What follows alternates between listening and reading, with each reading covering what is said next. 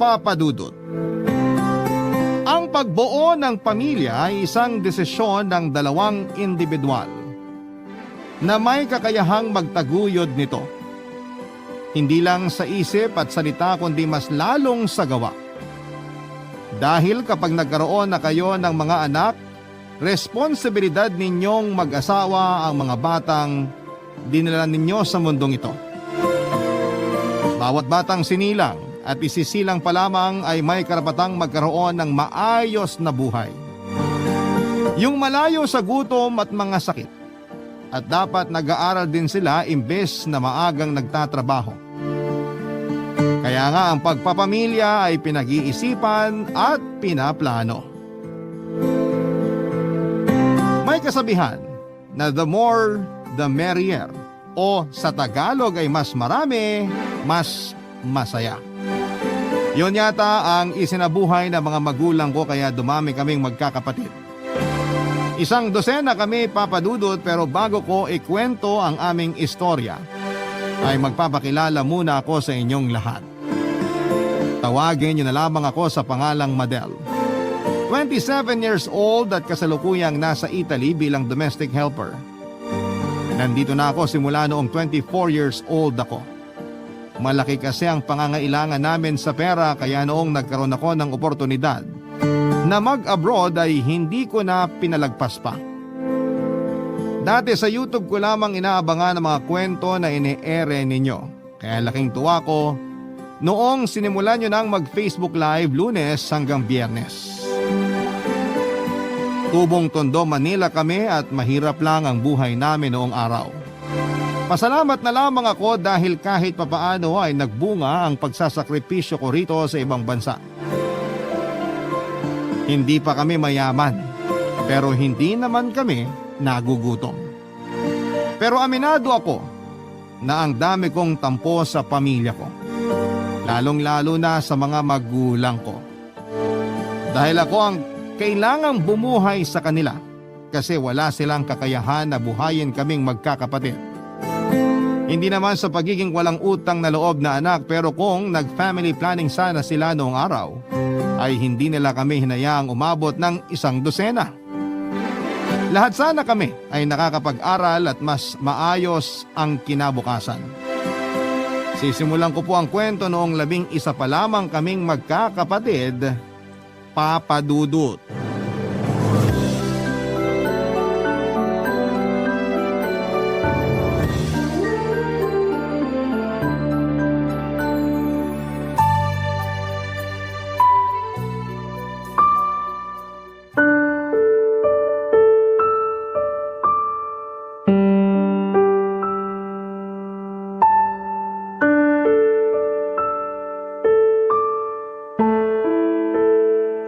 Nak! May kanin pa ba sa kaldero? Po? Kung may kanin pa ba, kahit bahaw lang, nagugutom kasi ako eh. Simot na po kaldero nung tanghalian. Kulang pa nga kasi bitin daw kanin sabi nung iba kong kapatid. Kahit totoong walang natira? Nasaan ba yung kaldero? Patingin nga ako. Hinugasan ko na nga po yung kaldero eh. Wala na po kahit tutong. Walang yan namang buhay to, oo. Ang sisiba naman ninyo. Nay naman, bakit kayo ganyan magsalita? Kakakain lang natin tapos nagugutom na naman kayo. Ano bang pakialam mo? Makokontrol ko ba tong gutom ko? Hindi po. Sorry po. May magagawa ba yung sorry mo? May ibsan ba niyan yung gutom ko? Magsasaing na lang po ko para makakain kayo. Wag na! Ayoko na kumain ng kanin. Sabi niyo po nagugutom kayo. Ano ba talaga? Oo nga, pero ayoko na nga ng kanin. Hamburger na ang gusto ko ngayon.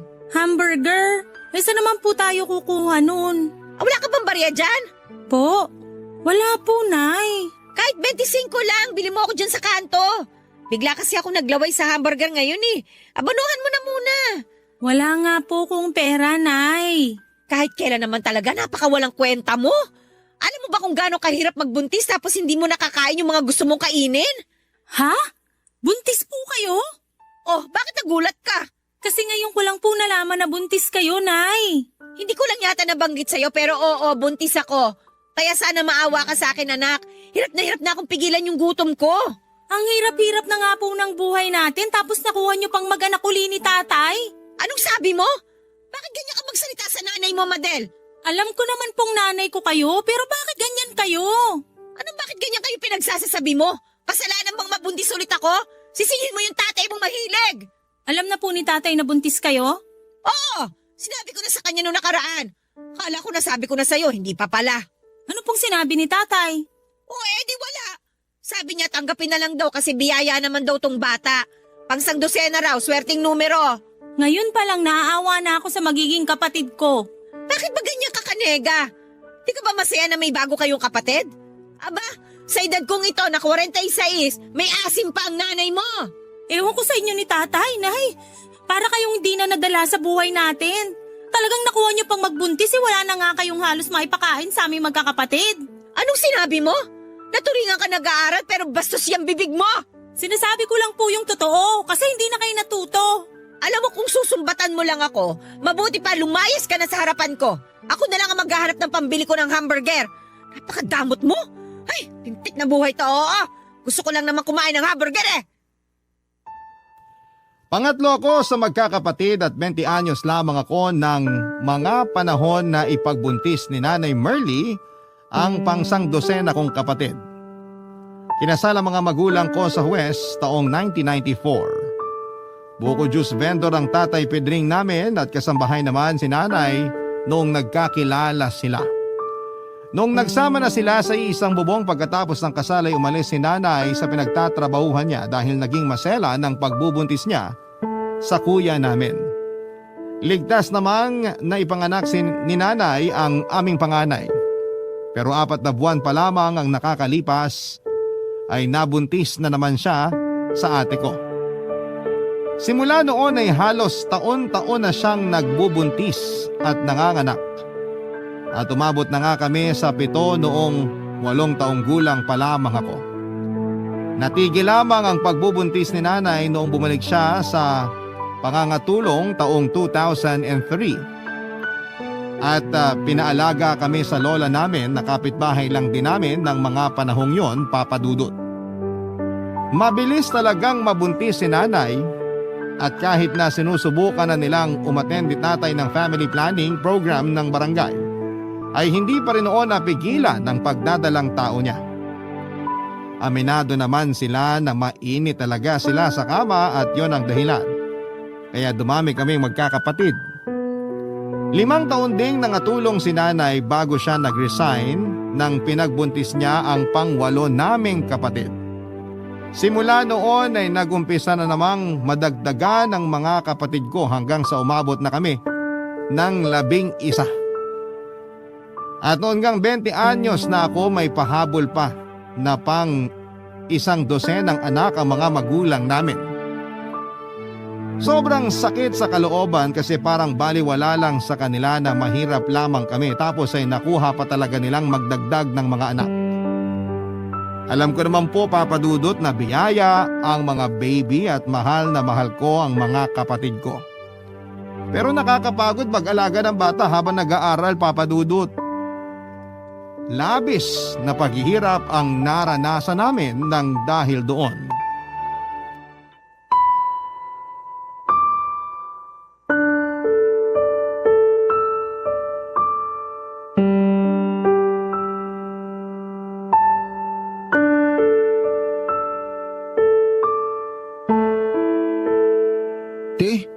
Mamaya ulam naman natin adobong manok.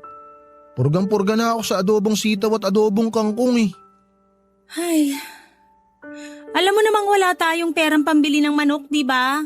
Binabudget ni Nanay yung perang binibigay ni tatay galing sa pagtitinda niya ng buko. Narinig ko kanina na baka kulangin daw yun sa bigas pa lang. Ano ba yan? Lagi na lang kukulangin. Kailan ba magiging kasya na pambili ng manok yung kita ni tatay? Oh, bakit ganyan ang tono mo? Alam mo namang mahirap lang tayo tapos naghahanap ka pa ng wala sa atin. Gusto ko lang naman kumain ng manok eh. Huwag mo na ako pagalitan. Hindi ako magagalit sa'yo kung maayos lang sana pananalita mo. Sa lagay parang di ka marunong umintindi ah. Sinabi ko na nga nakukulangin yung budget natin para makabili ng manok kaya kainin mo na lang kung ano yung ihahain ni Nanay mamaya. Kung hainan ka niya ng bubog, kakainin mo? Kasi sabi mo kainin kahit anong ihain ni Nanay eh. Para ka namang siraulo, Junior. Ikaw yung parang siraulo. Parang okay lang sa'yo na kumain ng adobong kangkong at adobong sitaw habang buhay. Bago ka magreklamo tungkol sa ulam natin, bakit di ka nalang magpasalamat na meron tayong inuulam? Alam mo naman na mahirap lang tayo, hindi ka pa makaintindi dyan. Saka sandali, maalala ko lang ah. Ano na naman yan? Akala mo ba di ko alam na puro ka lang lakwatsa sa eskwelahan? Ni hindi ka nga pumapasok ng klase mo kasi nandun ka sa bilyaran, tumatambay at nagyoyosi. Ha? Sino naman may sabi sa inyan? Hindi na yun importante. Pero kala mo ba hindi ko yun malalaman? Huwag mong subukang i-deny. Eh di ikaw na magaling. Aray ko naman ate. Kapal ng mukha mo, ikaw pa mayabang ah. Bakit ka ba nangahampas? Nagtatanong ka ba talaga? Pasalamat ka, di ako pumapatol sa babae. Abay, subukan mo lang kasi may kalalagyan ka talaga sa akin. Huwag ka na kasing magalit. Sinong di magagalit? Sige nga. Pinag-aaral ka tapos nagbubulakbol ka lang pala. Pinangyoyosi mo lang yung baon mo tapos ikaw pa may ganang magreklamo na laging adobong kangkong at sitaw yung ulam natin? Eh nakakatamad namang mag-aral, te. Ikaw lang naman yung pilit ng pilit sa akin na mag-college pa ako eh, ayoko nga. Sobrang hirap ng kurso ko. Di ako makasunod sa mga lesson namin. Eh di ba sabi mo gusto mo naman yung kurso mo? Noon yun, pero ngayon ayoko na. Kaya mas gusto mo na lang mag-cutting class at tumambay sa bilyaran habang ginagastos sa sigarilyo yung baon mo. Baon ko naman yun ah. Akin na yun. Kaya wala ka na dapat pakialam kung ibili ko man yun ng Yossi. Abat sumusobra ka na talaga sa mga katwiran mong baluktot ha? Sige te, pag tinamaan ako ng hampas mo, gaganti na talaga ako. Kapal ng mukha mo mga twiran ng ganyan na sinasayang mo lang sa bisyo mo yung perang binibigay sa atin ni na kuya at ate. Kaya ka nga pinapag-aral para magkaroon ka ng maayos sa kinabukasan eh. Wala ka bang plano sa buhay mo, ha? Meron. Pero di na nga kasama dun yung makapagtapos ako ng pag-aaral. Ewan ko sa'yo. Kanina ko pa sinasabi sa'yo huwag ka na kasing magalit. Hayaan mo na lang ako te. Hahanap na lang ako ng trabaho para pag kumita ako ng pera, ako na bibili ng manok na iaadobo natin. Sana nga makahanap ka ng trabaho kasi dito sa bahay natin, hindi ka na mautusan tapos malalaman ko pa na di ka rin nag-aaral. Sakit mo naman magsalita. Makaalis na nga lang sa pesteng bahay na to. Doon na lang ako makikikain sa bahay ng tropa ko. Nabanggit niya sa akin kanina na lechong baboy daw yung ulam nila. Hindi ka na talaga nahiya!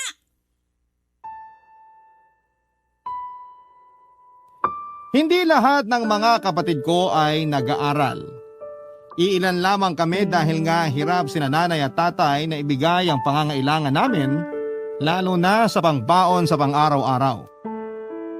May sarili ng pamilya ang kuya at ate namin pero mabuti na lamang dahil nagbibigay pa rin sila ng allowance sa akin para pambaon namin ng mga kapatid ko. Kami ni Junior ang inaasahan nila na makapagtatapos ng kolehiyo, lalo pa na nasa elementary at high school pa lamang ang iba naming nakababatang kapatid.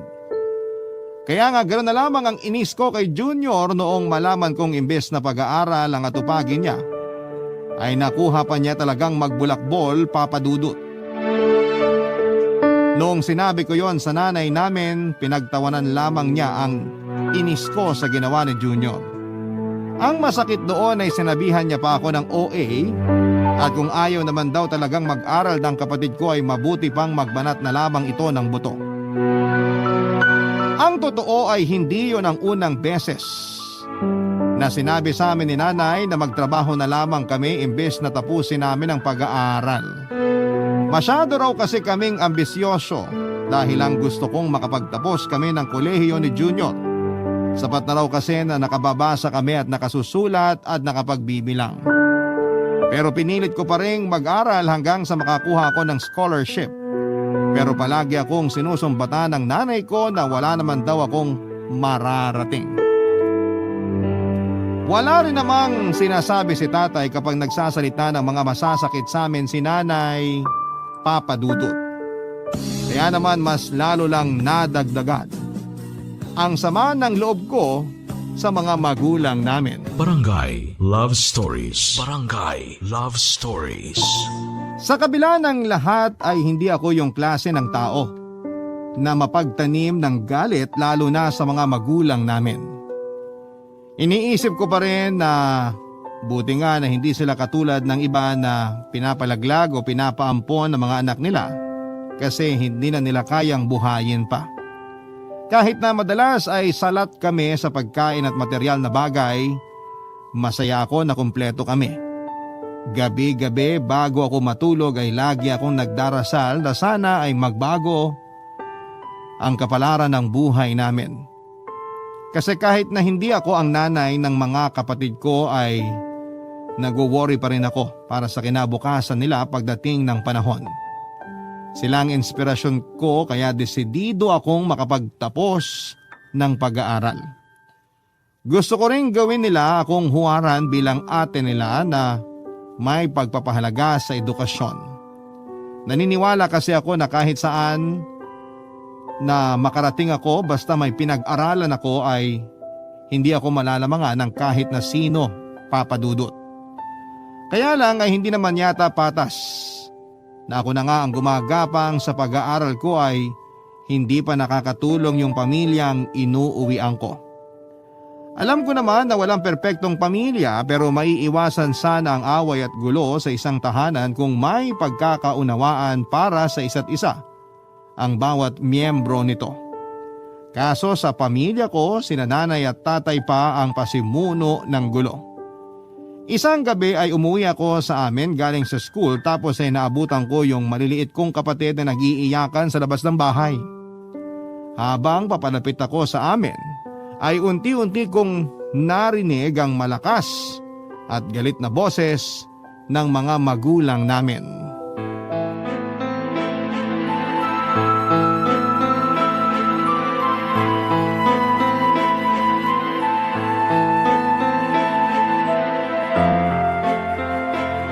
Kundi ka ba naman sugapat makasarili, Pedring? Ako pa talaga yung sugapat makasarili, birthday ko naman. Masama na bang ilibre ko ang sarili ko? Hindi, pero sana inisip mo muna kami ng mga anak mo. Lagi ko kayo iniisip. Ako, iniisip nyo rin ba? Di wala nga bumati sa akin. Matatapos na lang birthday ko, wala pang nakaalala. Bakit ba masyado ka madrama? Hindi naman magbabago ang estado ng buhay natin kahit nabatiin ka namin ngayong birthday mo. Mahirap pa rin tayo at lalo lang tayo naghihirap dahil sa ugali mong yan. Ano ugali? Sabihin mo, Iwan mo nga ako. ano ugali, Merly? Bitiwan niyo po si nanay. Oh, andyan na pala ang paborito kong anak. Lasing po ba kayo? Hindi naman, nakainom lang. Happy-happy kami ng mga tropa ko kasi birthday ko. Yang magaling mong tatay, nakuha pa talagang gastusin sa alak yung kakarampot niyang kita sa pagtitinda ng buko. Kaya wala tayo ngayong masaing at maiulam. Tingnan mo, kanina pa umiiyak doon sa labas sa mga kapatid mo dahil sa gutom. Umiiyak po sila kasi natatakot sila sa boses niyo ni tatay, nay. Sinasabi mo bang kasalanan pa namin? Hindi po ba? Kayo tong kanina pa sigaw ng sigaw ni tatay. Natatakot po tuloy yung mga kapatid ko. Ito yatang anak mo may amats eh. Tay, kayo po yung may amats, hindi ako. Naiintindihan ko naman po na gusto niyo mag-celebrate ng birthday niyo, pero sana nagtira kayo ng pambili ng bigas at ulam. Kung may inabot lang kayo kay nanay, hindi sana niya kayo inaaway. Kahit na may abot ako dyan sa nanay mo, aawayin niya pa rin ako. Paano kita hindi aawayin? Binibilang mo yung mga binibigay mo. Alam mo ba kung magkano? Ha? Para sabihin ko sa'yo, kulang na kulang yon kaya palagi na lang tayong kinakapos. Ang sabihin mo, hindi ka lang marunong mag-budget. Marunong ako. Ikaw ang maliit yung kinikita. Tay, nay, tumigil na nga po kayo. Huwag na kayong magsisihan. Kanino ba dapat isisi yung kahirapan nating ito kung hindi dyan sa tatay mo? Huwag ka nga magmalinis. May kasalanan ka rin kasi asawa kita. Ginamit mo pa talaga pagiging mag-asawa natin para idamay ako sa pagkukulang mo bilang padre de pamilya? Siyempre, ano nga yung kapitbahay natin ni damay ko? Sabi ko na nga ba, may relasyon kayo ng kapitbahay natin eh! Si Raulo. Sinabing tumigil na nga po kayo eh. Yan kasi tatay mo! Nay, pwede ba? Kung hindi mabuti ang sasabihin nyo, huwag nyo nalang sabihin. Hindi kasi nakakatulong, lalo lang kayo nag-aaway ni tatay eh. Saka ang lakas din po ng loob nyo magsisihan pareho naman kayong may kasalanan kung bakit tayo mahirap at lalong naghihirap. Ano sinabi mo, Madel?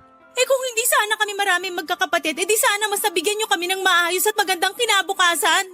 Pero di nyo na po naisip yung magiging kinabukasan namin kasi anak lang kayo ng anak. O tapos, buntis na naman si nanay.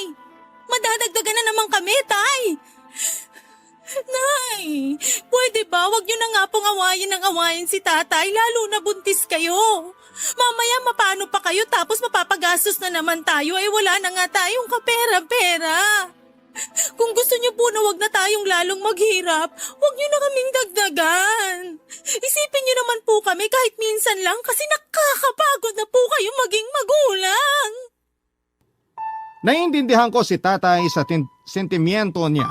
Pero mali naman na inuubos niya ang perang pangkain namin sa alak at bisyo niya, Papa Dudut. Kaya tuloy hindi mapigilang magalit at magwala ni nanay. Pero kung tutuusin ay kasalanan naman nila kung bakit kami naghihikahos.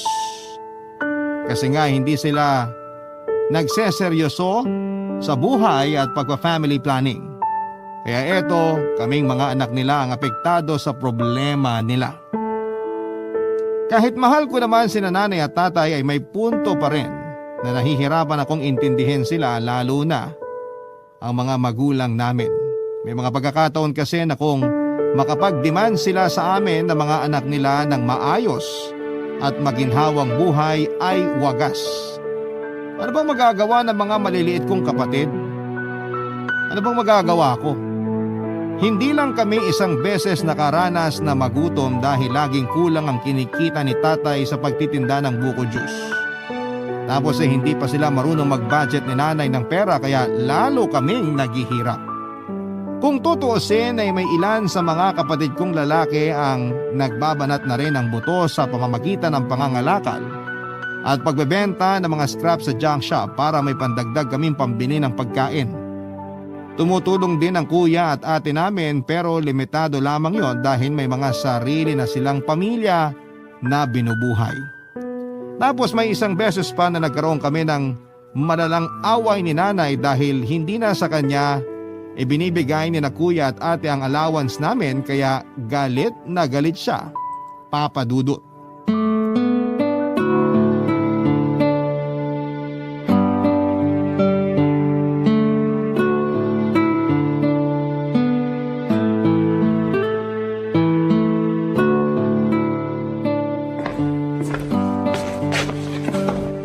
Nak, may ulam pa ba? Opo, Nay. May natira pa pong kaldereta dyan. Nasa may loob ng kaldero kasama yung bahaw na kanin. Wow! Kaldereta! Ayos ah! Sino bumili? Bigay po ni ate. May sobra raw po kasi sa ulam na niluto nila. Ah, nagkita na pala kayo ng ate mo. Opo, Nay. Ito po yung sobrang pera sa allowance na binigay nila kuya. O, akin na dali. Ito lang? Opo, Nay. 1,000 lang to ah. Magkano ba ang binigay nila? 2,500 po. Akin na muna yung 1,000. Po? Akin na muna kako yung 1,000. Bakit ba ang bingi-bingi mo? Hindi po ako bingi. Narinig ko po kayo, Nay. Pero bakit niyo po hinihingi yung pera para yun sa allowance namin sa school ng mga kapatid ko? Alam ko, ibabalik ko rin. Hihiramin ko lang naman. Yung huling beses na hiniram niyo po yung 500 sa allowance namin hindi niyo na binalik. Nagalit pa kayo nung siningil ko kayo. Bakit mo ba kasi ako sinisingil? Nanay mo ako. Baka naman nakakalimutan mo sinong nagluwal at nagpalaki sa'yo. Ayan na naman po kayo sa panunumbat niyo kaya ayoko na kayong pahiramin eh. Saka allowance po namin yun. Pinagkakasya na nga lang po namin pero madalas short pa lalo na kapag may project kami ni Junior sa school. Napakaswapang mo naman, Madel. Hindi po ako madamot, Nay. Kayo nga yung hindi nagbibigay ng baon sa amin kasi lagi niyong sinasabi na kulang pera natin kaya mas mabuti pang tumigil na lang kami sa pag-aaral. Alam mo, matagal na sanang plano yan. Ikaw lang naman tong kating-kati na makapagtapos ng college eh. Ewan ko ba naman sa'yo? Alam mo namang mas mahirap pa tayo sa daga. Pero pinipilit mo pa rin yung gusto mo na makapagtapos. Ang labnaw din naman ng utak mo eh, no? Ang taas ng ambisyon mo. Hindi ka na lang makontento na nakakabasa ka at nakakapagsulat. Mataas po talaga pangarap ko. Pero di naman yun para sa sarili ko lang. Kasi kasama po kayo doon ni tatay at ang mga kapatid ko, Nay. Ah, basta. Isara mo na yung bunganga mo. Ibigay mo na lang sa akin yung 1,000. Ayoko po. Kaya nga sa akin binibigay ni ate yung pera kasi ginagastos nyo lang kung saan-saan. Anong sinabi mo? Totoo naman po eh. Hindi kayo marunong mag-budget ng pera. Kung saan-saan nyo ginagastos kaya lagi kayo nag-aaway ni tatay. Abnormal ka ba? Ang liit lang nitong bahay pero hindi mo talaga nakikita na kulang yung perang inaabot ang tatay mo. At saka, ang kapal naman ang mukha mong sabihan ako na hindi ako marunong mag-budget. Bastos ka talaga ano, wala ka talaga modo. May modo po ako, Nay. Nire-respeto ko kayo ni tatay pero minsan nakakapagod kayo. Ako yung pagod na sa pamilyang ito. Sige, kung ayaw mong ibigay yung 1,000, abay di wag mong ibigay. Sayong-sayo na. Isigang mo para ulamin ninyo ng mga kapatid mo. Ayoko na rin kumain. Magpapakagutom na lang ako hanggang mamatay ako. Nay, bakit niyo po tinapon yung pagkain? Ayoko naman talaga ng kaldereta ng ate mo. Mukhang matabang, tsaka mukhang mabaho yung karne. Wala na nga po tayong pagkain tapos sinayang niyo pa. Kainin mo kung nanghihinayang ka. Mga buwisit kayo sa buhay ko. Natuloy ang pamilya, pero nuknukan ang kunat. Tubuan sana kayo ng mga pigsa sa muka. Masakit para sa akin na marinig yung mga sinabi ng sarili kong ina. Lalo na yung gustuhin niya na tubuan kami ng mga pigsa sa mukha ng mga kapatid ko. Aminado naman ako na anak lamang ako at sila pa rin ni tatay ang mga magulang namin. Pero kailangan kong magdesisyon at makialam tungkol sa allowance na ibinibigay sa amin ng mga nakakatanda naming kapatid dahil nga hindi naman kami inaabutan ni nanay. Sa oras kasi na mahawakan na ni nanay ang perang bigay ni kuya ay hindi ko na mararamdaman yon. Mawawalan kami ng pangbaon ng mga kapatid ko. Parang naging ibang tao si nanay noong araw na yon at nakalimutan niyang anak niya ako, Papa Dudut. Hindi lang doon natapos ang isyo namin sa pera dahil kapag inaabutan si nanay ng pambudget ni tatay, nagtataka ako kasi madali lang yung nauubos. Hindi naman sa sinisilip ko kung paano niya gastusin ang mga pera ng tatay namin pero kinukutuban ako na hindi maganda na baka kung ano na ang pinagkakagastusan ni nanay. At hindi nga ako nagkamali dahil isang beses nagkaroon na naman sila ng malalang pagtatalo ni tatay tungkol sa pera. Dahil nabuking ng maraming pinagkakautangan si nanay sa lending company, Paluwagan at Bombay. Dahil na rin sa kakasugal niya. Barangay Love Stories. Barangay Love Stories. Habang tumatagal ay dumarami ang tampo ko sa mga magulang ko, lalo na sa nanay namin, Papa Dudut. Para sa akin ay hindi na nga niya nagagampanan ng maayos ang pagiging ilaw ng tahanan ay nakuha pa niyang dagdagan ang sangkatutak na problema namin. Umiyak pa nga si tatay noong kwentahin nilang lahat ang mga utang ni nanay. Umabot din kasi ng 30 milyon at para sa amin ay napakalaki noon, lalo na't wala namang permanente at maayos na kabuhayan ng pamilya namin. Gulat na gulat kami at hindi makapaniwala na pinatalo lamang ni nanay sa sugal ang lahat ng perang yon. Bagaman kita ko naman sa mata niya ang labis na pagsisisi, ay wala na ring magagawa ang pag-iyak niya, Papa Dudut. Kaya naman doon ako nag-decide na maghanap ng trabaho habang nag-aaral. At kahit na alam ko na may hirapan akong pagsabayin ang dalawang yon, lalo na sa demanding ang kurso ko ay tinatagang ko na lamang ang loob ko at ginawang motibasyon ang kahirapan ng pamilya namin para magpatuloy. Maswerte naman kasi ako na nakapasok ako sa isang fast food chain bilang service crew at nung kumikita na ako ng pera, ay ginamit ko yon para may pambili kami ng pagkain. Kami naman ni tatay ang magkatulong sa pagbabayad ng utang ni nanay kahit paunti-unti. Lalo na may iba sa mga naniningil sa kanya ang galit na at gusto na siyang ipabarangay. Awang-awa ako sa nanay namin pero kasalanan naman niya kung bakit kami lalong naghihirap. Pero hindi ko akalain na may mas isasadsad pa pala ang kondisyon ng pamumuhay namin noon.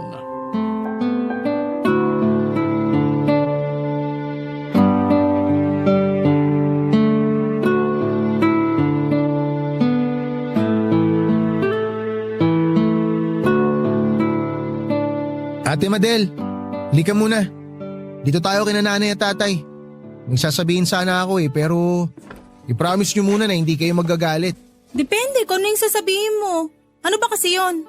Teka lang bumubuelo pa ako Madaling-madali ka naman. Tumigil ka nga sa kakaganyan mo, Madel.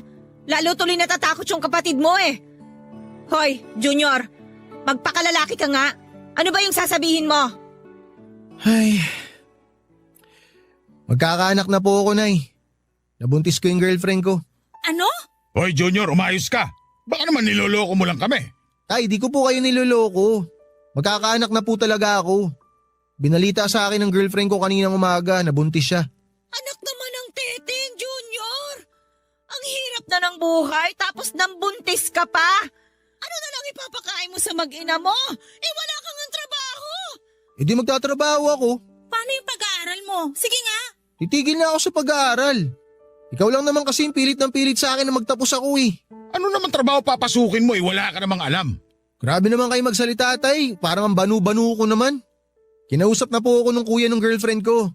Sabi niya ipapasok niya daw ako dun sa construction na pinapasukan niya. Tapos may girlfriend ka pala na hindi man lang namin alam. Sigurado ka bang kaya mo yung pagko-construction? Opo, Tay. Kakayanin ko po para sa mag-ina ko.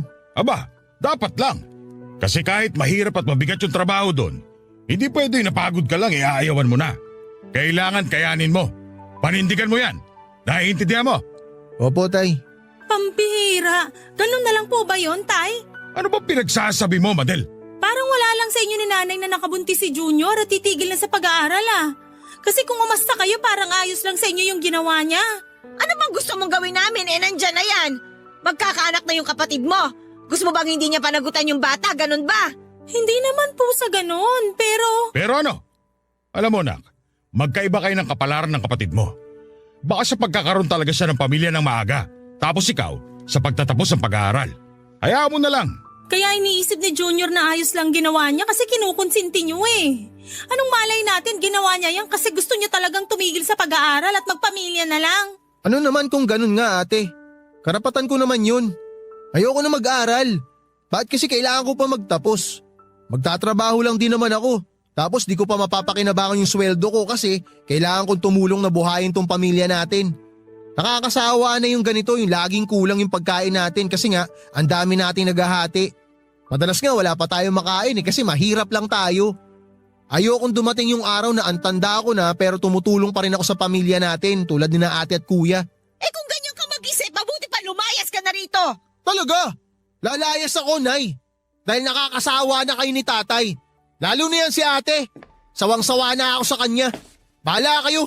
Sama-sama kayo mabulok dito. Bastos! Wala kang modo! Manang-mana sa'yo yung mga anak mo, Pedring! Ako na naman ang pinagdiskitaan mo. Kasalanan niyo po talaga to ni nanay, Tay. Halos pagsakloban ako ng langit at lupa nang malaman naming nakabuntis si Junior at tuluyan na siyang hihinto sa pag-aaral niya, Papa Dudut.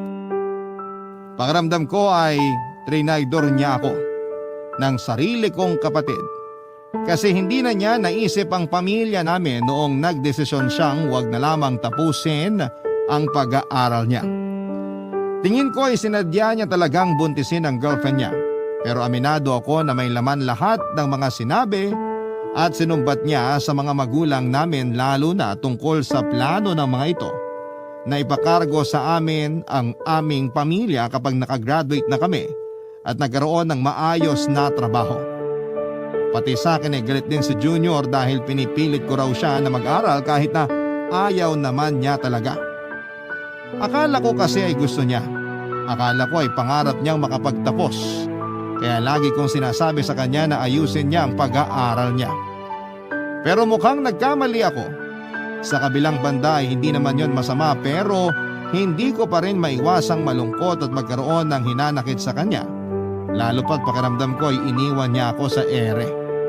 Bale lumalabas, ako na lamang ang mag-isang magtataguyod sa pamilya namin kasi ako yung desididong makapagtapos ng pag-aaral. Hindi ko na alam ang gagawin ko. Gabi-gabi akong umiiyak at paulit-ulit na nagtatanong sa Diyos kung bakit kailangan ko pang isilang sa ganong klase ng pamilya. Sana sa ibang pamilya na lamang o kaya sana hindi na lamang ako pinanganak.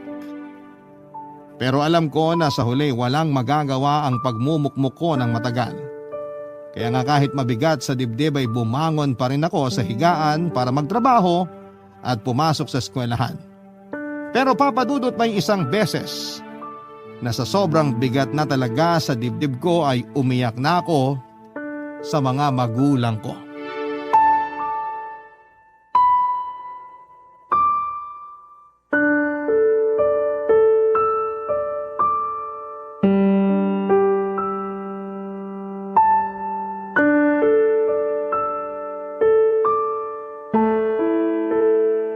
Ano ba yan? Adobong kangkong na naman ang ulam? Kapon ganito na rin ulam natin ah. Eh yan lang ang kinaya nung perang ibinigay mo eh. Kaya bakit ka nagreklamo? Umay na kasi ako. Eh di laki-lakihan mo yung binibigay mo para naman may paghain kita ng fried chicken. Yun palang hana pero yung perang inuuwi kakarampot. Huwag mo na akong pagalitan ha. Pagod ako sa trabaho, Merly. Ikaw nagsimula eh. Akala mo sa akin papatalo ako sa'yo? Hoy, baka nakakalimutan mong kailangan ko na ulit magpa-check up. Baka hindi na tumitibok ang puso nitong anak mo sa sinapupunan ko. Hindi pa nga sapat yung ipon ko. Pwede bang sa susunod na buwan na lang? Ano? Yan din ang sinabi mo nung nakaraang buwan na. Pumila ka na lang doon sa center. Baka may libreng check-up. Hirap sa'yo, arte-arte mo. Gusto mo pa talaga doon sa mahal. Abay, malamang. Ang tagal kaya ng pila sa center tapos minsan wala pang doktor. Nakakapagod magpabalik-balik. Masakit na tong likod ko at balakang ko. Palibasa kasi hindi ka yung nagbubuntis eh. Ay nako, manahimik ka na nga lang dyan. Gusto kong kumain ng tahimik. Kung gusto mo pala ng tahimik, abay di doon ka sa sementeryo. Hayop naman yung bunganga mo, Merly. Hindi mo ba matikom yan? Musta lang kita eh. Ang tigas sa mukha mong babae ka ha. Sasampalin na talaga kita. Ano, sige, subukan mo para makita mo ang hinahanap mo. Sumusobra ka na talagang babae ka. Sinabing tumigil na po kayo eh. Wala na ba talaga kayong gagawin kundi laging mag-away? Kasi kung oo, mahiya naman po kayo. Maliit na bagay lagi nyo nalang pinalalaki. Tayo niyo pa yung mga bata. Mabuti sana kung hindi namin naririnig mga pinagsasasabi nyo sa isa't isa pero abot hanggang kapitbahay yung mga boses nyo. Tapos kayo pa yung galit pag sinaway kayo. Sobra na po kayo. Oh, ano bang iniiyak-iyak mo dyan? Pagod na po kasi ako. Pagod na ako sa pamilya natin. Lalo na sa inyo ni tatay. Taig niyo pa yung mga kapatid ko pag nag-away kayo eh. Palagi kayo nagsusumbatan at nagsisisihan kung bakit tayo mahirap. Eh kasalanan niyo naman kasi anak kayo ng anak. Tay, pag nag-uusap tayo, lagi niyong sinasabi sa akin na mag-aral ako ng mabuti kasi ako na lang yung pag-asa niya ni nanay. Gusto niya bigyan ko ng maayos na kinabukasan mga kapatid ko para hindi matulad sa inyo. Pero sana alam niyo rin kung gaano kahirap yan para sa akin. Ang taas ng expectation niyo sa akin ni nanay kasi alam niya na mahal ko yung pamilya natin. Pero pagod na po ako.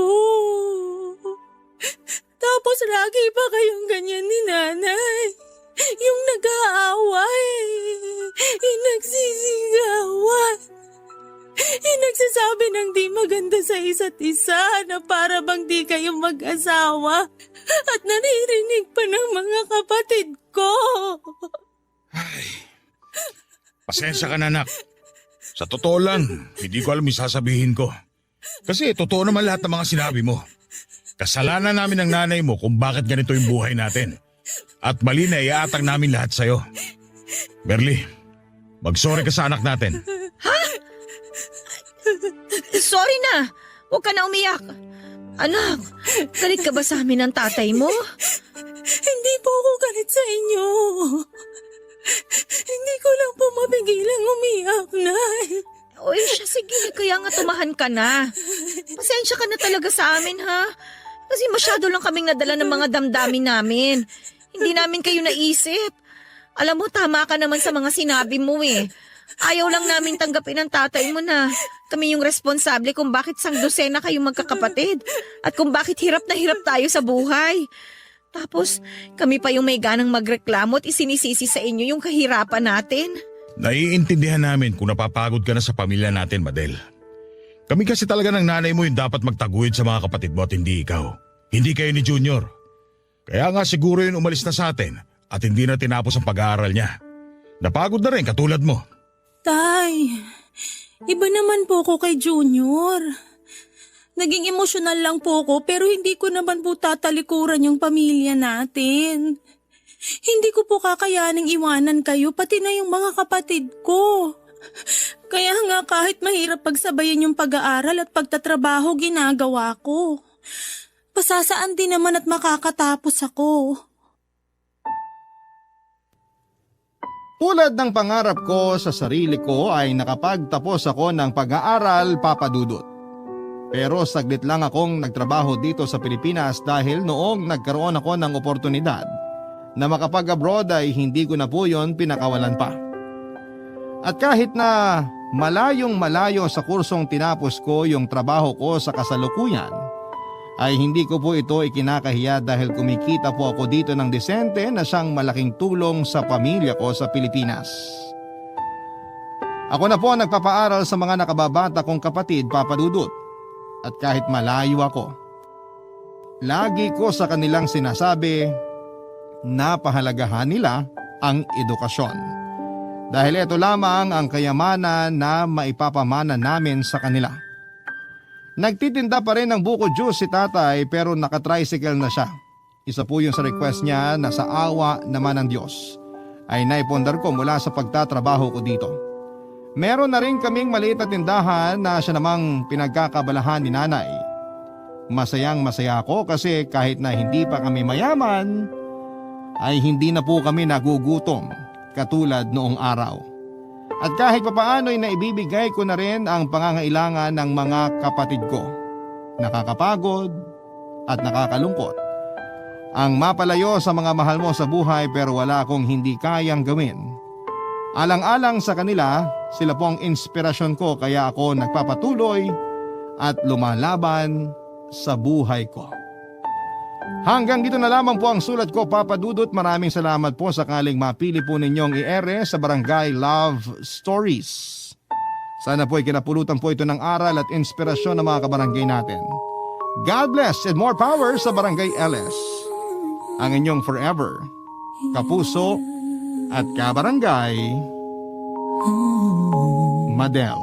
Dear Papa Dudut, good day po sa inyo at sa mga kabarangay natin na katulad kong avid listener ng Barangay Love Stories. Sa totoo lang, recently ko lang po na-discover ang programa ninyo sa radyo nang minsang nainip ako. Eksakto 12:00 ng tanghali. Tapos ay naisipan kong buksan ang radyo para magpatugtog pero narinig ko kagad ang boses ni Papa Dudut habang nagbabasa ng sulat ng kabarangay natin. At doon na nga ako nainganyo na makinig at tapusin ang kwento ng araw na yon.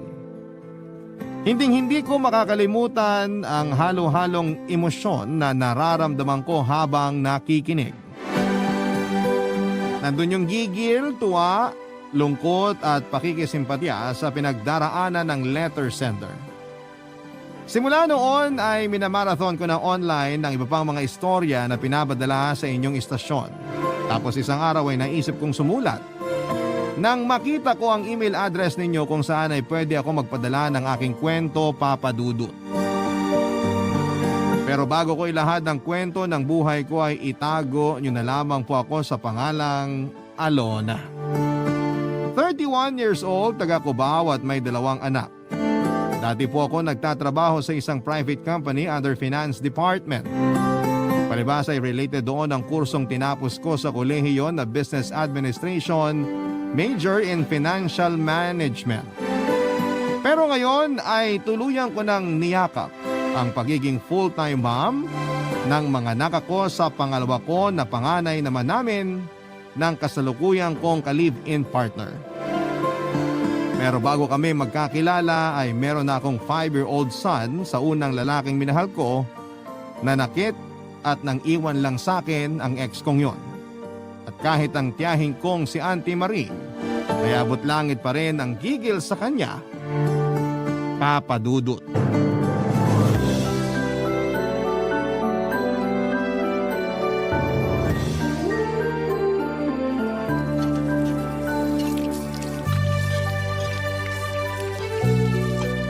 Auntie Maring! Auntie Maring! Nandito ako sa kusina, Alona. Nandyan lang po pala kayo. Ay, bakit po kayo naghuhugas ng pinggan? Nakakahiya ako na po dyan, Auntie. Nick, bakit ka naman mahihiya? Tsaka ako narito. Patapos na ako, oh. Itong mga mangkok na lang. Sige po, pero bukas ako na po maghuhugas dyan, ha? Parang ito lang. Kayang-kaya ko na to. Tsaka galing ka pang trabaho, alam kong pagod ka. Kaya pagkatapos mong kumain, dapat nagpapahinga ka na kasama yung anak mo. Opo, pero ayos lang naman kasi maliit na bagay lang po yung paghuhugas ng pinggan kumpara sa pag-aalaga nyo sa anak ko.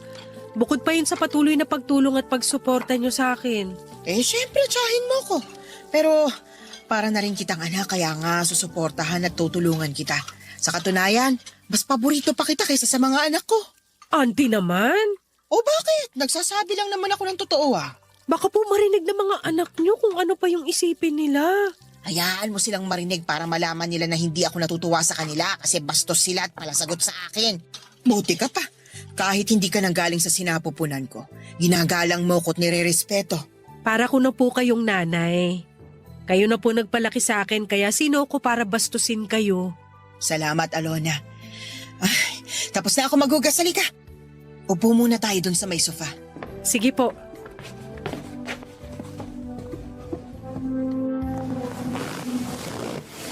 Auntie, may ibibigay po pala ako sa inyo.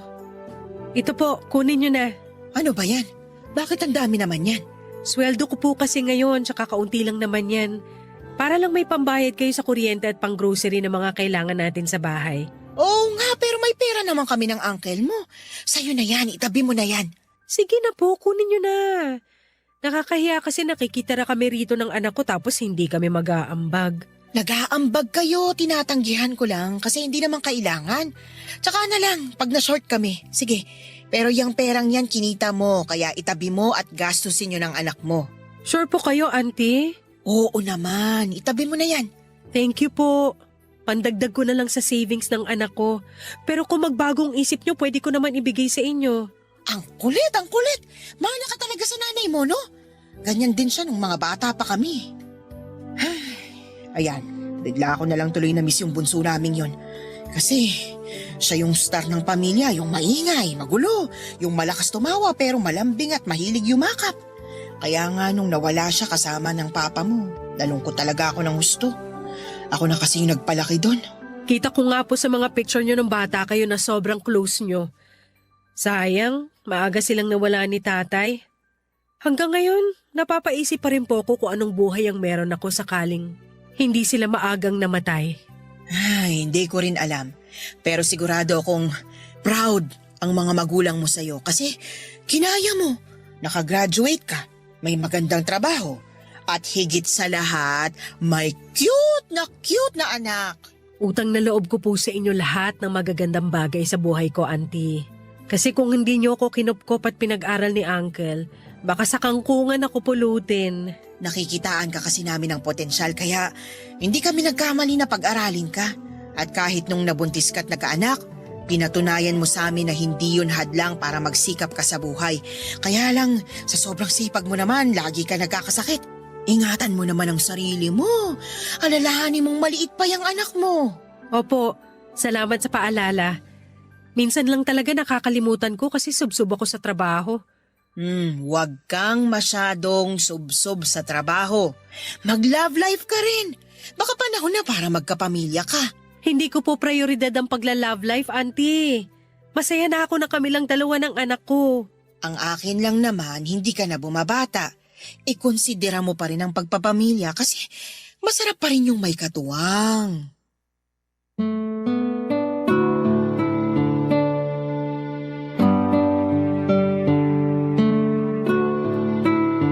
Papadudot, hindi ko talaga priority ang pakikipagrelasyon bago ko nakilala ang live-in partner ko. Totoo kasi ang buong atensyon ko sa anak ko at hanggat maaari ay gusto kong maging hands-on sa pagpapalaki sa kanya. Pero hindi naman yun pwede dahil kailangan kong kumayod para sa pagkain namin at future niya. Mabuti na lang dahil nandyan ang Auntie Maring ko na tinuring ko na ring parang tunay na ina. Siya na kasi ang kumupkop at nagpalaki sa akin noong maaga kong naulila sa mga magulang dahil sa isang aksidente. Hindi ko na lamang babanggitin ang tungkol doon pero nasa edad 7 ako nang sabay mawala sa akin sina nanay at tatay. Tapos, solong anak pa ako. Una akong tumira sa lola ko pero noong namatay siya pagkalipas ng 3 taon ay si Auntie Maring na ang kumuha sa akin. Nang mga panahong yon ay meron siyang asawang seaman at halos kay dad ko ang pangalawa niyang anak. May part or may 4 na anak ang tiyahin ko na masasabi kong parang mga kapatid ko na rin. Pero syempre, hindi rin naman naging magaan ang pagtira ko sa kanila dahil halatang halata na ako ang paborito ng mama nila. Simula noon ay pinagselosa na nila ako at binubuli. Pero napagtiisan ko yon nang hindi nagsasabi sa auntie ko. Ayoko kasi na mag-away-away sila dahil lamang sa akin, Papa Dudut. Fast forward. Nang nabuntis at iniwan ng dati kong karelasyon ay sobrang devastated ako. By the way, nakabukod na ako noon at may sariling trabaho dahil 24 na ako, pero pinatira ulit ako ni Auntie Maring sa kanila para raw maasikaso niya ako at maalagaan pagpanganak ko. Siyempre tutol at nagalit yung ibang anak niya, pero sa huli wala rin naman silang nagawa, Papa Dudut. Noong nanganak ako sa panganay ko ay naging sentro siya ng kaligayahan sa bahay nila Auntie. Yun ang dahilan kung bakit nag-asawa agad ng ibang pinsan ko para magka-baby. Pero ewan ko ba? Pero paborito talaga ng tiyahin ko at ng asawa niya na umuwi na rin sa Pilipinas yung anak ko. Sila din ang nagtulak sa akin na bumalik sa pagtatrabaho habang inaalagaan nila ang anak ko, Papa Dudut. Malaki ang utang na loob at pasasalamat ko sa kanila dahil patuloy nila akong tinutulungan at sinusuportahan. Kaya naman nangako ako sa sarili ko na magsisika para sa anak ko, pero hindi ko naman alam na biglang kakatok ang pag-ibig sa puso ko nang dumating sa aking buhay si Winston, Papa Dudut. Maglilimang taon na ako sa pinapasukan kong private company nang dumating si Winston. Mas matanda siya sa akin ng 2 taon at pang third company na niya yon. Graphic artist ang posisyon niya at nakasalubong ko siya sa hallway ng araw ng interview namin. Aaminin kong na love at first sight ako sa kanya kasi ang gwapo niya. Moreno, maganda ang panga, mapungay ang mga mata at kulot ang kanyang buhok. Lahat yon ay tipo ko sa isang lalaki kaya naging crush ko na kaagad siya ng araw na yon. Noong nakapasok siya sa company namin ay sobrang saya ko kasi araw-araw ay pwede ko na siyang masilayan. Papa Dudut, feeling teenager talaga ako noon kung kiligin hanggang sa nalaman ko na lamang na crush niya rin ako at hiningi niya ang number ko at ka-department kong lalaki na close niya rin that time. Doon na kami simulang nag-usap at nagkapalagayan ng loob. Naging kami at dahil medyo ilang taon na akong hindi nakakaranas ng romansa. Aminado akong naging mapusok ako sa unang gabi naming magkasama, Papa Dudut. Pagkalipas ng 1 buwan, nangyari ang hindi dapat mangyari sa amin.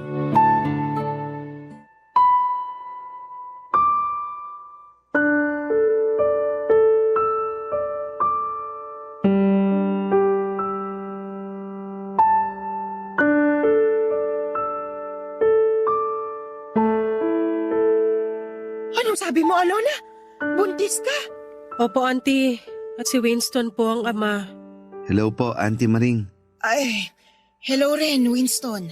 Pasensya na po kayo kung biglaan yung nangyari. Pero pangako, pananagutan ko naman po si Alona at yung magiging anak namin.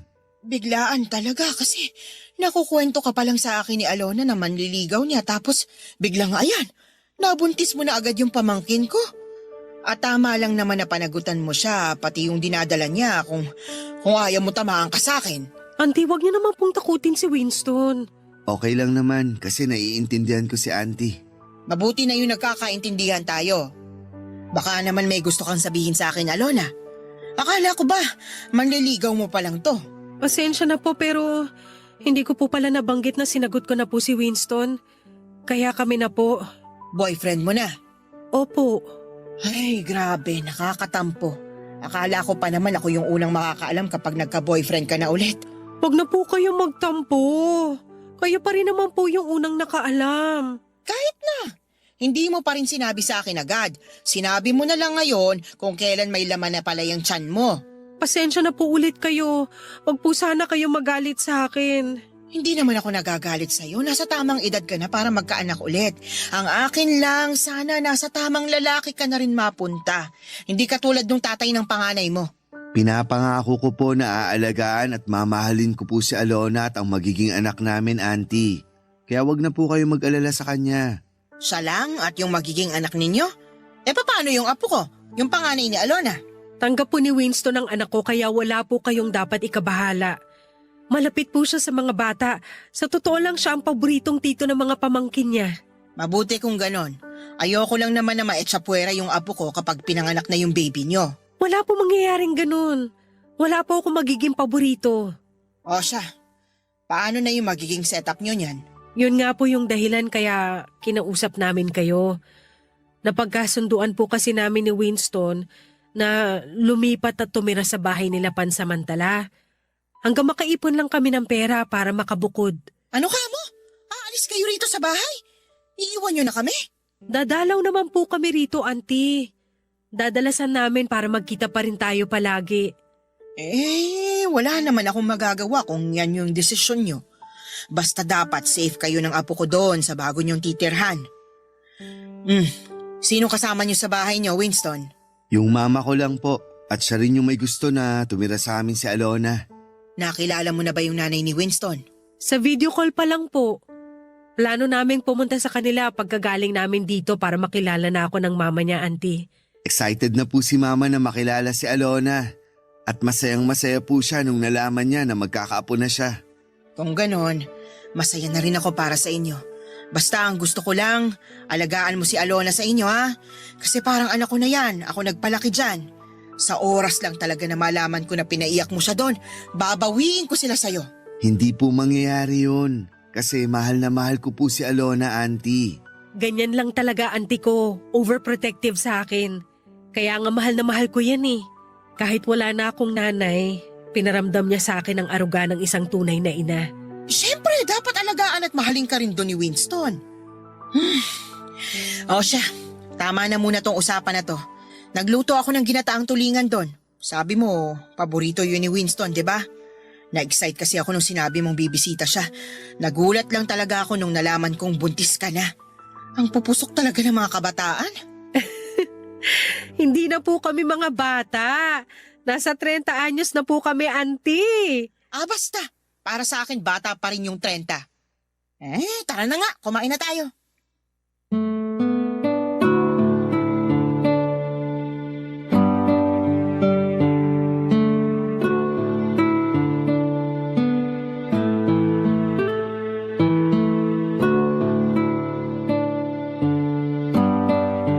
Papadudot, hindi planadong pagbubuntis talaga ang nangyari dahil bago pa lamang kami ni Winston at hindi pa kami ready na magka-baby. Pero hindi naman unwanted kasi anak pa rin namin ang nasa sinapupunan ko. Kahit kailan ay hindi pumasok sa isipan ko na ipalaglag ang baby ko. At sinabi ko kay Winston na willing akong magpakananay para sa bata. Sinuportahan niya ako doon at inassure ako na palalakihin naming magkasama ang magiging anak namin. At kahit na malungkot si Auntie Maring sa pag-alis namin sa poder nila ay masaya naman siya at suportado ako sa bagong pamilya na bubuin namin ni Winston, Papadudot. May isang kapatid na babae si Winston pero nasa Canada ito kasama ang tatay nila na doon nagtatrabaho. Kaya ang nasa bahay lamang ay ang nanay ng live-in partner ko. Noong dalaga ako ay mahilig akong manood ng mga teleserye ng GMA na tungkol sa mga evil mother-in-law, lalo na kapag malayo yung estado ng pamumuhay ninyo ng anak niya o di kaya ay hindi ka lang niya gusto na maging bahagi ng pamilya nila. Kaya naman Papadudot, aminado po ako, nakabado ako ng husto nang ipakilala ako ni Winston sa mga magulang niya. Pero laking gaan ang loob ko nang masaya nila akong tinanggap ng pamilya nila. In fact, ay excited sila sa paglabas ng magiging apo nila. Barangay Love Stories. Barangay Love Stories. Bukod sa kaligayahan na nadarama ko sa pagtanggap sa amin ng mga magulang ni Winston, ay ang galak at pasasalamat sa puso ko na hindi rin iba ang turing nila sa panganay ko. At kahit na mailap sa kanila ang anak ko dahil may pagka-introvert, ay At nangingilala pa lamang ay hindi po sila sumuko na gawin ang lahat para mapalapit sa panganay ko. Nandyan yung lagi nilang binibigyan ng laruan at pagkain ng anak ko para lamang makipaglaro at lumapit sa kanila. Kahit na medyo gusto ko silang sawayin kasi ayokong lumaking spoiled ang panganay ko ay hinayaan ko na lamang muna dahil paraan nila yon para makuha ang loob nito. Masaya rin ako na nakikitang unti-unting nagiging close ang anak ko kay Winston na kikilalanin niya na ring tatay sa hinaharap, Papa Dudut. Ewan ko pero biglang nagbago yung mga priority ko sa buhay nang mangyari ng ganon kabilis sa mga bagay-bagay. Yung nakilala ko si Winston, nabuntis niya ako, lumipat kami sa bahay nila para magkasama habang pinagsisikapang makapag-ipon ng sapat na pera para bumukod. Sa totoo lang ay naninibago pa rin ako ng mga panahong yun pero hindi naman maalis yung galak at labis na kasiyahan sa puso ko. Dahil sa wakas ay nakatagpo na ako ng lalaki na makakasama kong bumuo ng pamilya namin. At kung loloobin ang kapalaran ay mananatili sa tabi ko hanggang pagtanda namin, Papa Dudut.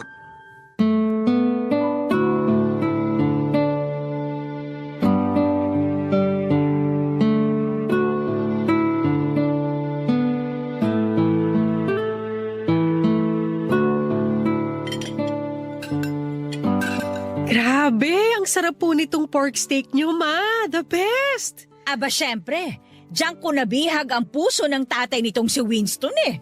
Hindi lang pork steak ni Mama ang masarap. Masarap din kalderetang baka niya. Paborito ko nga yun nung bata ako eh. Hanggang ngayon naman, paborito mo yon anak. Oy sige, kain ka lang ha, kain lang Alona. Para naman busog din yung baby mo. Salamat po, Ma. Ay, walang anuman. Excited na talaga ako sa pagdating ng apo namin eh. Kahit nga yung asawa ko na nasa Canada, laging tumatawag para lang itanong kung kumusta ka. Plano na nga nung umuwi pag nakapanganak eh. Isasama nga raw niya yung ate ni Winston, pati yung iba naming mga apo. Wow, talaga po? Ayos yun. Kasi miss na miss ko na rin si Papa pati si ate. At syempre yung mga pamangkin ko. Kaya nga lalong nakaka-excite. Ay, nako. Kaya lang nga may napag-usapan pala kami ng papa mo tungkol sa'yo, Alona. Ano po yon, Ma? Napagkasunduan kasi namin na makakabuti sa'yo kung mag-resign ka na dun sa pinagtatrabahuhan ninyo ni Winston. Dito ka na lamang sa bahay kasama namin. Po? Oy, huwag mo sanang masamain ha. Kasi iniisip lang naman namin yung kapakanan mo. Malaki na yung tiyan mo. Tapos umaangkas ka pa sa motor ni Winston. Inatatagtag ka sa biyahe tsaka napapadalas yung pagreklamo mo na masakit yung katawan mo. Nag-aalala lang kami sa'yo at sa apo namin. Baka kasi kumapano eh. Naiintindihan ko naman po yung pag-aalala nyo pero masyado naman pong biglaan. Alam mo, tama si Mama Alona. Ha? Kaya ko naman kayong buhayin kaya okay lang na ako na lang yung magtrabaho ngayon. Kesa naman mapahamak yung magiging anak natin. Mas hindi ko yung kakayanin. Oh, kita mo na? Pati itong si Winston sang-ayon sa naisip namin ng papa ninyo. Kaya nga pumayag ka na. Mag-resign ka na dyan, tapos dito ka na lang sa bahay. Para hindi na rin kami masyadong mag-aalala. Hindi po ba pwedeng pag-isipan ko muna? Kung ako sa'yo, wag na. Swerte mo na nga kasi hindi mo na kailangan kumayod dahil masipag yung anak ko. Naku, kung sa ibang lalaki yan, baka kahit kabuwanan mo na nagkakandakuba ka pa rin sa pagtatrabaho. Tama si Mama. Kaya sana sundin mo na lang yung gusto naming mangyari. Oo, maninibago ka kasi sanay kang pumapasok sa opisina. Pero sa umpisa lang naman yun. Marami naman kayong pwedeng gawin ni Mama dito habang di ka pa nanganganak. Ay oo, tuturuan kitang magluto ng mga recipe ko para may pagluto mo na rin sa susunod si Winston. Magandang ideya nga yun, Ma. Turuan niyo rin pong gumawa ng dessert si Alona. Yung paborito namin ni Papa. Since uuwi siya rito pag naipanganak na yung baby namin. Ano ka ba? Kasama yan sa listahan ng mga recipe na ipapamana ko kay Alona. O ano, excited ka na bang magluto? Opo, excited na rin naman po ako. Excited daw. Pero bakit nakasimangot ka? Ma, normal lang yun. Kasi malungkot pa si Alona dahil aalis na siya sa trabaho namin. Pero sigurado, mag-e-enjoy rin siya rito sa bahay kasama mo. Makakapag-banding din kayo ng panganay mo. Ayaw mo ba yun? Gusto po. Kaya nga dito ka na lang. Sama-sama tayo rito at hayaan mo na yung mga lalaking yan ang magsipagbanat ng buto. Alam kong concerned lang sila sa kapakanan ko at sa baby namin ni Winston pero malungkot talaga ako sa naging desisyon nilang pahintuin ako sa pagtatrabaho. Pero sa huli hindi na ako tumutol dahil ayaw ko namang may mangyaring masama sa baby na nasa sinapupunan ko. Kaya naman pumayag na lamang akong mag-resign. Inisip ko na lamang na kapag naging full-time mom na ako ay makakasama ko na ang panganay ko at magkakaroon kami ng bonding bago man lang ipanganak ang kapatid niya. Kapag kasi nanganak na ako ay tiyak na hindi ko na siya masyadong mapagtutuunan ng pansin at ayaw ko namang maramdaman niya na pinagpapalit ko na siya sa iba, Papa Dudut.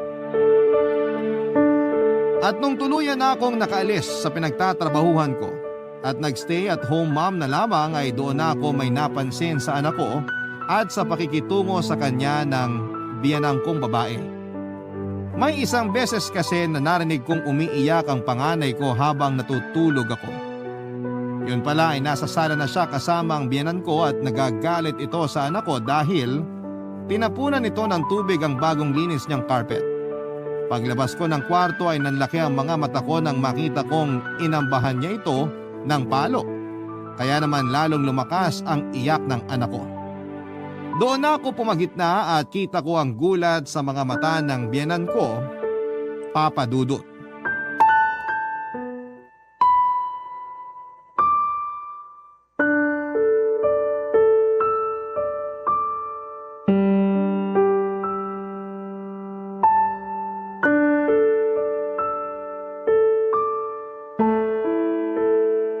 Ma, mag-usap nga po tayo. Oh, ano ba ang pag-uusapan natin? Tungkol po dun sa nangyari sa anak ko at dun sa pag-amba nyo ng palo sa kanya. Oh, ano namang meron doon? Anong problema? Hindi ko naman itinuloy, di ba? Hindi nyo tinuloy kasi dumating ako. Pero paano kung hindi ako dumating? Eh di napalo nyo na yung anak ko. Ano bang palagay mo sa akin? Nananakit ng bata? Hindi naman po sa ganon. Yun ang tinutumbok mo, kaya gano'n na rin yon. Ang akin lang, pwede nyo naman pagsabihan yung anak ko sa mahinahong paraan. Pinagsabihan ko na yan sa mahinahong paraan. Pero matigas ang ulo eh. Hindi nakikinig tapos iniirapan pa ako. Ewan ko ba dyan sa anak mo kung kanino nagmana? Ay baka doon sa ama. Hindi po totoo yung sinasabi nyo. Mabait po yung anak ko. Mabait daw. Sabihin mo, mukha lang. Pero nasa loob ang kulo. Ay nako, dati gusto ko mapalapit dyan kasi mahilig ako sa mga bata. Pero ngayon, parang nagsisisi na akong pinatira ko pa yan dito sa bahay ko. Ano pong ibig niyong sabihin? Ayoko dyan sa anak mong panganay. Hindi ko naman apo yan eh. Hindi ko nga yan kadugo. Ma naman, anak ko po yung pinag-uusapan natin dito. Opo, hindi niyo siya katugo pero sa akin siya nanggaling. Hindi ko naman sinabi na hindi siya sa'yo nang galing. Nandun na tayo sa anak mo nga yan. Pero nakakaubos pa rin kasi ng pasensya. Ay basta, ayoko na sa batang yan. Pag nakikita ko yan, naku, kumukulo talaga yung dugo ko. Kakausapin ko po yung anak ko. Itatanong ko po sa kanya kung totoo yung mga sinabi niyo. Sinasabi mo ba na sinungaling ako? Hindi naman po ganun yung ibig kong sabihin. O sige nga, anong ibig mo sabihin doon? Pagsasabihan ko po yung anak ko kung totoo man yung mga binibintang niyo sa kanya. Kasi higit kanino man kilala ko yung anak ko dahil ako po yung nagpalaki sa kanya. Di tanungin mo tapos kapag nagsinungaling, kanino nagmana? Sa ama niyang manloloko at mangiiwan. Ma, huwag naman kayo magsalita ng ganyan. O di ba gano'n naman talaga magkadugo? Magkaugali? Kaya nga sigurado ako may pinagmanahan niyang anak mo eh. At doon yung sa tatay niya nagmana. Magkaibang tao po ang anak ko at ang tatay niya. Hindi sila parehong masama. Tsaka ang bata-bata pa po ng anak ko para husgahan nyo, tawaging ganyan. Nanay din kayo, kaya sana alam nyo na nakakasakit yung mga sinasabi nyo. Nauna pa rin naman akong naging nanay sa'yo. Kaya wag mo nga akong pagmamalakihan dyan ha. Kung magkapagsalita ka, akala mo kung sino ka na. Hindi naman po ako nagmamalaki sa inyo, ma. Wala pong ganun. Ipinalalabas Pagkatapos mo talagang sinungaling ako eh. Naman eh. Naku, alam mo, isusumbong kita kay Winston. Sasabihin kong inaaway mo ako. Hindi ko po kayo inaaway. Kinakausap ko lang kayo ng mahinahon. Tapos kayo na yung nagsalita ng kung anong hindi maganda dyan. O bakit? Wala na ba akong karapatang magsabi ng opinyon ko sa pamamahay na ito? Baka nakakalimutan mo ha? Bahay ko ito, Alona. Kayo ang nakikitira lang dito, kaya dapat umayos-ayos ka. Maayos po ako nakikisama sa inyo. At alam ko naman po ang lugar namin sa bahay na to. Ay mabuti na yung nagkakaintindihan tayo. Wala ka pang may pagmamalaki. Kaya ayos-ayusin mo yung ugali mo. Hindi ko naman gustong humantong sa away ang simpleng pag-uusap namin ng biyenan ko, pero bilang isang ina, ayaw ko pong sinasaktan ng kahit na sino ang anak ko. Kaya nga may kaunting tampo ako sa kanya kasi nagawa niyang sigawan ng bata imbis na pagsabihan ito ng maayos. Doon ako napaisip, kung yun pa lang ba ang unang beses na tinatrato niya ng hindi maganda ang anak ko. Kasabay noon ay bigla akong kinabahan, pero ayoko namang mag-isip ng masama kasi nakikita ko yung kagustuhan niya na mapalapit sa anak ko noong unang buwan namin pagkalipat sa bahay nila Papa Dudut. Ilang araw din kaming hindi nag-usap ng biyenan ko, pero ako na rin ang lumapit sa kanya para mag-sorry kung may nasabi man akong masakit. Pero nagulat ako sa reaksyon niya. Palibasa, hindi yon ang inaasahan ko. Paano ba naman Papa Dudut, imbes na magpakumbaba at humingi ng dispensa sa mga sinabi niyang insulto sa amin ng anak ko, ay mas lalo pa niyang pinagdiina na ayaw na niya sa panganay ko dahil maarte raw, mahirap alagaan at higit sa lahat ay hindi naman nila kadugo. Simula noon ay hindi ko na pinalapit sa kanya ang anak ko, pero nahihirapan ako dahil unti-unti nang nagkakalamat ang relasyon ko sa biyanan ko, Papa Dudut. At napapansin na yon ni Winston ng mga panahong yon na hindi na nagiging okay ang lahat sa pagitan namin ng biyanan ko. Barangay Love Stories. Barangay Love Stories. Nasa 7 buwan na ako ng pagbubuntis noon at malaki na rin ang tiyan ko. Kaya hirap na rin akong kumilos sa bahay namin, Papa Dudut. Hindi ko na tuloy mabantayan ang anak ko, lalo na kapag nagiging makulit siya at gusto niyang maglaro sa labas ng kwarto namin. Yung insidente kasi na sinigawan siya ng biyanan ko ay naulit pa ng kurutin naman siya nito sa braso dahil panay takbo sa bahay. Pero hindi ko kagad yon nakita kasi tinago pa ng anak ko at nakita ko na lamang kinabukasan matapos magkaroon ng pasa. Naiyak na lamang ako sa galit. Pero pinigilan ko ang sarili ko na sumabog dahil nare-respeto ko pa rin siya bilang nanay ng live-in partner ko, Papa Dudut. Pero mas lalo akong naghigpit sa anak ko na huwag lalapit sa biyanan ko kasi baka masaktan na naman siya nito. Nang mapansin ni Winston na dinidisiplina ko ng ganon ang anak ko, syempre ay nagtaka siya at nagtanong kung bakit. Doon ko na nga sinabi ang mga nangyari. Ang akala ko ay makikisimpatya siya sa akin, pero nagulat ako ng sang-ayunan niya na tama lang daw ang ginawa ng nanay niya dahil malikot at makulit talaga ang anak ko. Sinabihan niya rin ako na mali na sinasagot ko ang nanay niya dahil matanda na ito at natural na mapikon ito sa anak ko dahil maiksi na raw ang pasensya nito. Hindi ko talaga alam ang isasagot noon kay Winston kaya nanahimik na lamang ako. Pero deep inside ay nagtampo ako sa kanya ng husto. Lumalabas kasi na parang wala siyang pakialam sa anak ko. At mas kinakampihan pa niya ang nanay niya. Doon ako nagsimulang magtanim ng sama ng loob sa kanilang mag-ina. At hindi ko na lamang namalaya na malapit na akong sumabog nang magpang-abot na naman kami ng biyenan ko, Papa Dudut.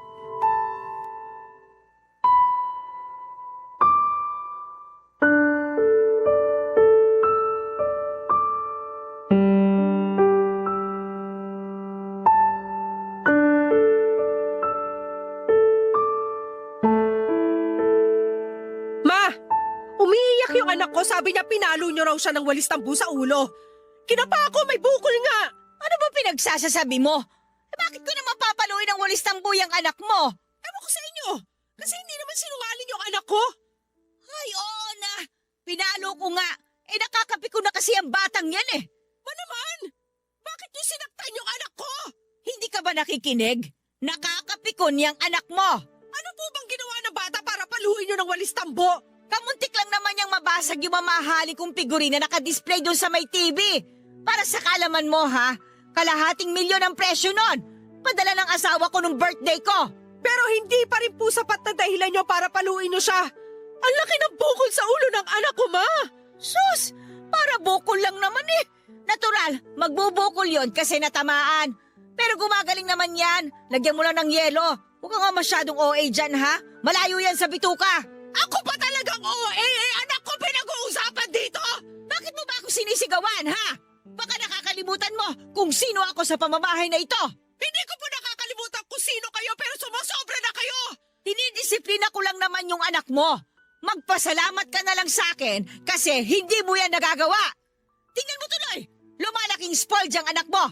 Kaya nga habang maaga, putulin na natin yan papatubong sungay niyan. Walang sungay ang anak ko! Kayo yung may sungay at puntot! Anong sinabi mo? Sumusobra ka na talagang babae ka, ha? Ginawa mo pa akong demonyo? Masahol pa kayo sa demonyo kasi pati bata pinapatulan nyo! Hindi lang ako sa bata pumapatol, pati sa buntis na matabil ang dila! Bitawan niyo ako, ma! Aray! Tinuturuan lang kita ng leksyon para may tanda ka! Yan! Yan ang napapala ng masyadong mapapel! Akala mo kung sino ka? Hoy! Papaalala ko lang sa'yo, ha? Ako pa rin ang masusunod sa bahay na ito! Mapasalamat kayo! May respeto pa rin ako sa inyo! Kasi kung hindi pa, patulang ko talaga kayo! May respeto ka pa talaga sa lagay na yan, ha? Kasi kung meron nga, sana hindi mo na ako kinumpronta! Alam nga namang hayaan ko nasaktan nyo lang ang anak ko! Sige nga! Sinong ina yung gugustuhin na agrabeduhin yung anak nila? Kasalanan ng anak mo kung bakit siya nasaktan. Napakakulit, napakatigas ang ulo, malikot at maarte, nakakairita. Hindi totoo yan! Galit lang kayo sa anak ko at ayaw nyo lang sa kanya kasi hindi nyo siya katugo. Kaya nag-iimbento kayo ng kung ano-ano bagay. Akala nyo siguro hindi ko kayo naobserbahan, no? Nakikita ko kung paano nyo tratuhin yung anak ko. Ayoko naman talaga dyan sa anak mo. Kasi sampid lang siya sa bahay na ito. Kaya nga sana, isauli mo na yan sa pinanggalingan niya. Pinagsasasabi nyo, sa akin lang yung anak ko. Ah, ganon? O siya, sige. Halika rito at tuturuan ulit kita ng leksyon! Bitawan niyo ako, Yan, tingnan natin ha, kung hindi ka pa matutulungar sa pamamahay na ito!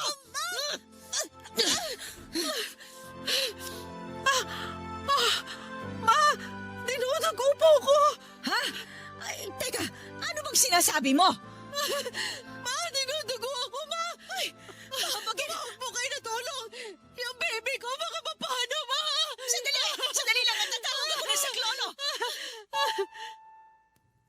Abot langit ang takot namin nang duguin ako pero buti na lamang at safe ang baby sa sinapupunan ko. Matapos akong dalhin ng biyanan ko sa ospital. Napa-half day naman sa trabaho si Winston at mabilis akong pinuntahan.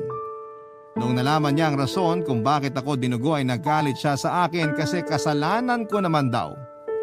Masyado raw akong mainit sa nanay niya samantalang pwede ko naman daw na pagpasensyahan.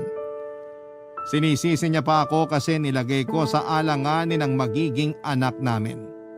Pero sinabi ko sa kanya na dapat ay kausapin din niya ang nanay niya na huwag saktan ang panganay ko dahil lalayasan ko sila. Kitang-kita ko na namutla si Winston at lumambot ang ekspresyon ng mga mata niya dahil sa pagbabanta ko. Sa totoo lang, Papa Dudut, ay hindi ko rin alam kung bakit ko yon nasabi. Basta lumabas na lamang sa bibig ko. Pero wala naman akong planong gawin yon dahil wala rin kaming pupuntahan ng mga anak ko. Tapos ay wala rin akong kapera-pera, Papa Dudut. Hindi nagtagal, kabuwanan ko na at maluwalhati ko namang naisilang ang baby namin ni Winston. At katulad nga ng inaasahan, naghatid siya ng labis na saya sa pamilya namin. Masasabi ko na kahit papaano'y bumait naman yung biyenan ko sa akin at sa panganay ko, lalo na nga nang dumating na yung apo nila. Kaya lumambot na rin ang puso ko sa kanya. Masayang masaya rin si Winston sa pagdating ng anak namin. Sa katunayan, lagi niya itong karga, kinakausap at siya rin ang nag-aasikaso rito mula sa pagpapalit ng lampin, pagtitimpla ng gatas, pagpapadighay at pagpapaaraw sa umaga. At kahit na noong nakauwi na kami sa bahay, mas naging hands-on dad si Winston sa bahay namin, Papa Dudut.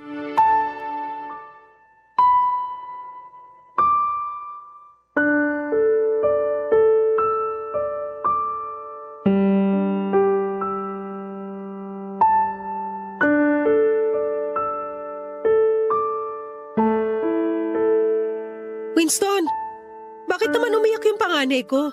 Pwede ba, Alona? Mamaya mo na lang ako kausapin. Kita mong pinapatulog ko pa tong baby natin. Yung tanong ko yung sagutin mo, bakit umiyak yung anak ko? Eh galing lang naman siya rito sa kwarto kasama nyo. Kulit mo naman eh. Sinaktan mo ba yung anak ko? Ano bang pinagsasasabi mo? Nagtatanong lang ako, wag mong masamain yun. Paano di ko mamasamain? Eh halatang nambibintang ka. Oo lang at hindi. Hindi ko naman siya sinaktan. Pinitik ko lang yung tenga niya. Eh di sinaktan mo nga. O ika naman, para pinitik lang eh. Sigurado ka bang pitik lang sa tenga yung ginawa mo? Ina mo lang nga yung tenga ng bata tapos dinadaing niya na masakit. Bukod doon may bakat ng palo rin sa braso niya. Ay, napalo ko lang naman siya kasi malikot siya. Gulong ng gulong sa higaan, kitang natutulog yung kapatid niya. Paano ko nadaganan niya yung baby? Sige nga. Pero bakit kailangan mong paluin? Hindi ba pwedeng sawayin mo ng maayos? Pagsabihan mo, hindi saktan? Sinaway ko na yan. Ilang beses na nga pero para lang akong sirang plaka. Kaya di na ako nakapagtimpi. Napalo ko nung nagulat ako. Tapos napitik ko yung tenga nung sinabihan ako magsusumbong daw sa'yo. Sabi ko sige, kahit magsumbong pa siya sa tatay niyang bano. Bakit naman nasingit dito yung tatay niya, ha? Kasi tama si mama. Mana sa tatay niya yung panganay mo. Pareho silang siraulo. Ulitin mo nga yung sinabi mo sa anak ko. Alin ba dun? Yung bano o yung siraulo? Huwag ka na nga magalit dyan. Totoo naman sinasabi ko. Saka kung hindi sa'yo nagmanay ang anak mo, kanino pa ba? E di dun sa tatay niya. Alangan namang sa akin, e di ko naman yan kadugo. Akala ko pa naman tanggap mo na yung anak ko. Pero mali pala ako, Winston. Ay, pwede ba? Huwag mo na nga akong dramahan dyan. Di na yan uubra sa akin. Hindi ako nagdadrama. Masakit lang sa akin bilang nanay na hindi niyo gusto yung panganay ko. Akala ko kasi okay lang sa inyo na kasama natin siya rito na walang issue. Pero bakit naman biglang ganyan? Hindi ko rin alam. Basta habang tumatagal, na-realize ko na hindi pala magandang ideya na kasama natin siya rito. Ayaw sa kanya ng mama ko. Ayaw ko rin sa kanya. Ano gusto mong gawin ko kung ganon? Hindi ko alam. Pero kung pwede lang, doon na lang siya sa tatay niya. Tutal, magulang pa rin naman niya yun. At saan ko namang lupalop ng daigdig hahanapin yung tatay niya? Sige nga! Isimula nung malaman ng hudas na yun na buntis ako, ang bilis na wala. Kung gusto mo, ibalik mo dun sa bahay ng auntie Maring mo. Tama, doon na lang siya. Gusto naman siya ng auntie mo eh. Baka nga namimiss na nun yung apo niya. Nasisiraan ka na ba ng ulo? Palagay mo hahayaan ko mawalay sa akin yung anak ko? Baka nakakalimutan mo. Meron din tayong sariling anak. Sige, mamili ka. Yung panganay mo, yung pamilya natin. Huwag mo naman sa akin gawin to. Huwag mo naman akong papiliin. E di wag ka rin magreklamo kung paminsan-minsan nasasaktan namin yung anak mo. Ay, aga-aga kaka-bad trip naman. Mabuti pa magpapaaraw muna kami ng baby natin. Alis dyan, harang-harang ka sa daan. Pagkalabas ni Winston sa kwarto ay humahagulhol ako ng iyak. Hindi ko na kasi kinaya ang sitwasyon at pakiramdam ko ay sasabog yung dibdib ko. Dahil sa nangyari, ilang minuto ang nagdaan ay pumasok sa kwarto ang panganay ko at tinanong kung bakit ako umiiyak. Doon ko na siya niyakap ng mahigpit at panay ang pagbanggit ko ng sorry sa kanya kasi wala akong magawa sa sitwasyon namin. Pakiramdam ko, Papa Dudut, ay wala akong kwentang ina dahil hinahayaan ko lamang na saktan nila ang anak ko. Napakabata pa niya para pagdaanan ng bagay na yon, Papa Dudut. Habang tumatagal ay halatang halata na paborito sa bahay namin ang anak kong bunso. Laging itsapwera ang panganay ko kaya naman nalulungkot ako. Ako na lang yung umaalo sa kanya kapag pakiramdam niya ay walang nagmamahal sa kanya. Lagi kong sinasabi sa anak ko na mahal siya ni Mama. Kung tatanungin ninyo ako kung kumusta kami ni Winston ay nagkabati rin naman kami pagkatapos kong magtampo sa kanya ng ilang araw. Kung sa pagiging tatay lang naman sa baby namin ay masasabi kong mabait at responsable siyang ama, Papa Dudut. Pero wala na talaga siyang kaamor-amor sa panganay ko kaya nahihirapan at nasasaktan ako sa sitwasyon. Pero ang lubos na bumabagabag sa akin ngayon ay ang pagpupumilit ng parents ni Winston na magpakasal na kami sa lalong madaling panahon, Papa Dudut. Sana po ay matulungan ako ng mga kabarangay natin at kapwa ko nanay kung ano ang dapat kong gawin. Mahal ko naman po si Winston kung pag-uusapan ay pagmamahal at gusto kong bumuo ng pamilya na kasama siya. Pero mahal ko rin po ang panganay ko. At ayokong mawalay siya sa akin sakaling magpakasal na kami ng live-in partner ko. Neto kasing nakaraang gabi lang, inopen up na naman sa akin ni Winston ang kagustuhan niya na pabalikin kina Auntie Maring ang anak ko para doon tumira, Papa Dudut. Maraming salamat po sakaling mapili po ninyong i-area ang storya ng buhay ko at sana po ay mapayuhan ninyo ako at ng mga kabarangay natin kung ano ang mga bagay na dapat kong i-consider. God bless po sa inyong istasyon and more power sa Barangay Love Stories. Ang inyong kapuso at kabarangay, Alona.